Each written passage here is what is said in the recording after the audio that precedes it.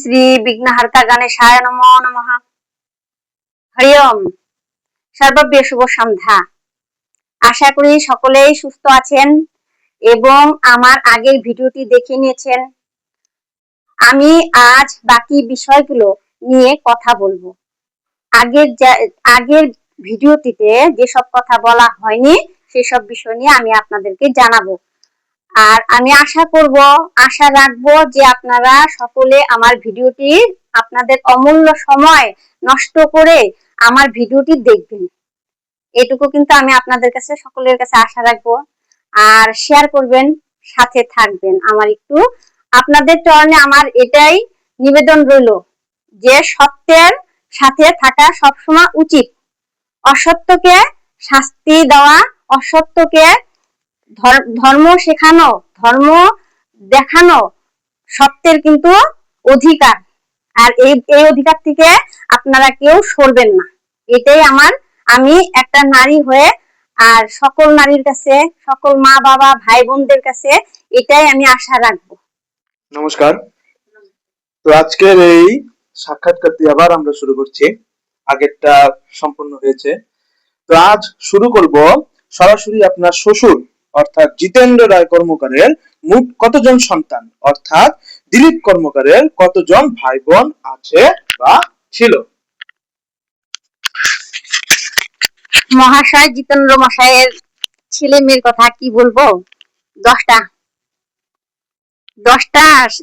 শুধু মিস্টেক একটা, যে আর একটা যদি হয়ে যেত তাহলে একটা ক্রিকেট টিম। তো 10টা সন্তান, তার কুপুত্র ছিল 10টা। সুপুত্র জিতেন্দ্র মহাশয়ের কুপুত্র আর পুত্রী 10টা। সবকটাই বোল্ড আউট, কারণ একটারও বুদ্ধি নাই। সব মূর্খের দল, বোল্ড আউট হয়ে গেছে সবকটাই। মূর্খের দল এগুলা এদের কথা আর কি বলবো। আচ্ছা, তো এরপর আমরা আলোচনা করব আপনার শাশুড়িকে নিয়ে। তো আপনার শাশুড়ি আপনার সঙ্গে কেমন ব্যবহার করতেন? তিনি কি শুধু আপনার সঙ্গেই খারাপ ব্যবহার করতেন নাকি সবার সঙ্গে? তিনি কি কখনো একজন মায়ের কর্তব্য পালন করেছেন? আর আপনি তার সঙ্গে কেমন ব্যবহার করতেন? সে যদি সুস্থভাবে সন্তান ধর্ম যদি পালন করতেন তাহলে তো আমার মনে হয় না যে বরপেটা রোড থানার থেকে ডেকা স্যার এভাবে বলতো যে আপনি কোন সন্তানকে পেটে জন্ম দিয়েছেন আর কোন সন্তানকে পিঠে জন্ম দিয়েছেন। কারণ সে ডেকা স্যারও একটা সন্তানের বাবা, আর সে দেখেছে যে এও তো সন্তানের মা, 5টা মেয়ে 5টা ছেলের মা।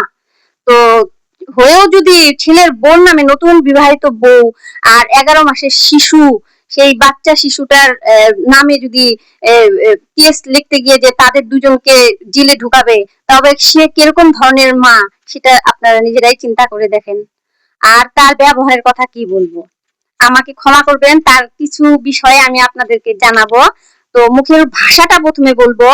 আর ওনার ভাষাটা আমি মুখে আনছি, হ্যাঁ, খারাপ ভাষা, যেটা বরপাটার ভাষা সকলেই জানেন। তো যাই হোক, সকলে তার এই সমস্ত ভাষা বলে না। তো এই পরিবার থেকে যে সমস্ত ভাষা বলতো সে সমস্ত ভাষা আমি আপনাদের সামনে 2-1টা আনবো। হ্যাঁ, আমাকে ক্ষমা করবেন। আমি ধর্মের কাছে, কর্মের কাছে আর আপনাদের সবার কাছে ক্ষমা চাই যে আমার মুখে আজকে এই সমস্ত ভাষা আনতে লাগতেছে, রিপোর্টে সোশ্যাল মিডিয়া করতে লাগতেছে। আমি একদম আপনাদের কাছে ক্ষমা চেয়ে নিলাম। আর ভাষাগুলো কিন্তু আমি এখন আনবোই মুখে। সে যদিও বেঁচে নেই, সে তো ধর্মের কাছেই গেছে, তাই না? সে মৃত্যুর পর সে তো শিউরি বিষ্ণুর কাছেই গেছে। সে কি করে গেল পৃথিবীর থেকে, কি কর্ম করে সে পৃথিবীর থেকে যে গেল, কি কর্মটা, সেই কর্মটা তো ভগবান বিষ্ণু, শিউরি বিষ্ণু তো তাকে জিজ্ঞাসা করবেই, তাই না? তো সেই অধিকার নিয়ে আমি একটা কথা আপনাদের, এই ভাষাগুলো আমি আপনাদেরকে জানাবো, যাতে শিউরি বিষ্ণু তার ভিতরেও ছিল, শিউরি বিষ্ণু আমার ভিতরে আছে, যার জন্য আমি বেঁচে আছি আজকে। আত্মা পরমাত্মা সব ভগবানেরই আমাদের, তাই না? আমাদেরকে মা বাবা জন্ম দেয়, কিন্তু তার আগে কিন্তু ভগবান আমাদেরকে পাঠায়, তারপরে কিন্তু আমাদের মা বাবারা আমাদেরকে পায়। তো যাই হোক, আমি এখন আমার শাশুড়ির দিয়ে একটা কথা বলবো, তার ব্যবহার কথা।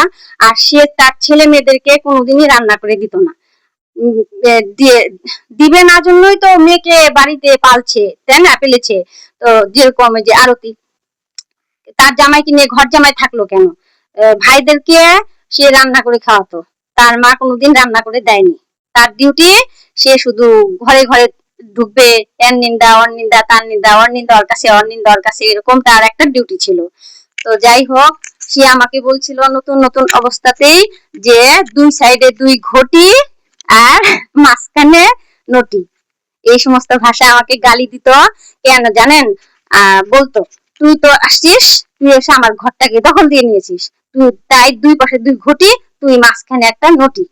আচ্ছা, যখন আমার দাদারা দেখতে আসলো এই বাড়িতে, মা গিয়ে আমাকে বলল যে এদের ঘর বাড়ি আছে, ছেলে নতুন ঘর উঠাচ্ছে, আহ, একটা রুম তো তোকে দিবেই বলছে। তো এখন এরা বিয়ে টিয়ে করিয়ে নিয়ে এসে আমাকে যে ঘরে রাখলো, আমি সেই ঘরেই থেকেছি, তাই না? তো এখন সেই ঘরটা নাকি ওনার ছিল, সেটা তো আমি জানি না। কারণ আহ, আহ, এখন এই বিয়েটা হয়ে যাওয়ার পর আমাকে যে ঘরে থাকতে দিয়েছে সেই ঘরে আমি থেকেছি। তো আমাকে বলে আমি নাকি ঘরটা দখল করলাম, এসেই নাকি ঘরটা দখল করলাম। তো দুই পাশে দুই ঘটি, আমি নাকি মাঝখানে নটি, এই সমস্ত ভাষায় কথা বলতো। বলতো, তোর বাবা মা কি তোদেরকে বিয়াইছে নাকি? তোর বাবা মা কি তোদেরকে বিয়াইছে নাকি? তোদের ভাই বোনদেরকে বিয়াইছে নাকি যে তোরা আয়সা নিয়ে ঘর দখল করলি? এরকম ভাষায় বলতো। আমার বাবার বাড়ি থেকে কেউ যদি আসতো, যদি একদিন যদি থেকেছে, তো পরের দিনই আমাকে এই সমস্ত ভাষায় কথা বলতো আমার শাশুড়ি, যে তোর তোর বাবা মা কি তোদেরকে বিয়াইছে নাকি যে আমাদের ঘরে এসে এসে থাকে? এরকম ভাষায় কথা বলতো আমার শাশুড়ি। এর কথা আর কি বলবো, আপনারা নিজেরাই চিন্তা করে বলেন।